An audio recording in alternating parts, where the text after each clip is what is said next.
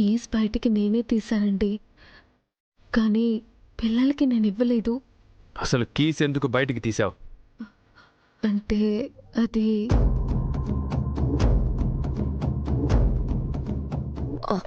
పిల్లలు ఇంకెప్పుడు ఈ రూమ్లోకి రాకండి. బాగి, నువ్వు కూడా కీస్ ఎప్పుడు బయట తీకు. అమర్, ఇంత చిన్న విషయానికి ఎందుకు గొడవ చెప్పు? ఇది చిన్న విషయం కాదు మనోహరి. 6 జ్ఞాపకాల్ని ఇలా రూమ్లో బంధించడం నాకెంత కష్టమో తెలుసా? కానీ పిల్లలు 6 లేదనే బాధ దగ్గర ఆగిపోకూడదని ఇదంతా చేశాను. ఇప్పుడేమో ఇలా పిల్లలకు కనిపించేలాగా కీస్ పెడితే ఎలా బాగి? సారీ అండి, కీస్ మళ్ళీ లోపల పెడదా అని మర్చిపోయాను. తప్పు నాదే అండి.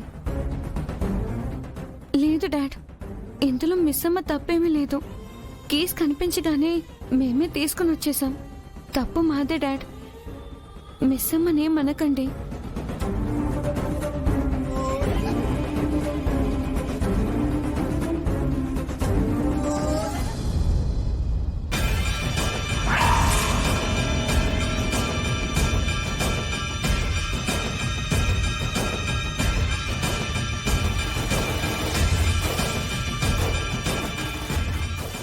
అమర్, తప్పు తెలుసుకున్నారు కదా, ఇంకెప్పుడు చేయరు.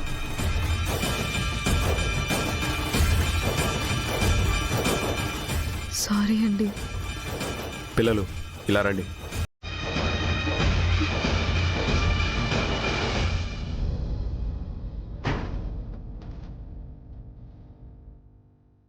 పిల్లలు, నాకు తెలుసు మీరు మీ అమ్మని మిస్ అవుతున్నారని. కానీ మీరిలా తన ముందు నిల్చొని బాధపడితే మీ అమ్మ హ్యాపీగా ఉంటుందా? అవును కదా. అమ్మ ఎక్కడున్నా హ్యాపీగా ఉండాలంటే మీరు హ్యాపీగా ఉండాలి.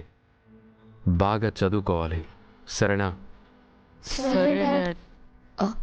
పిల్లలు, ఇదే లాస్ట్ వార్నింగ్ మీకు, సరేనా?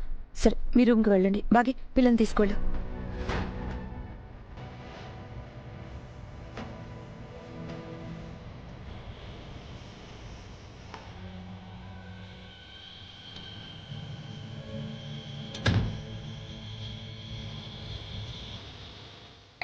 అమర్,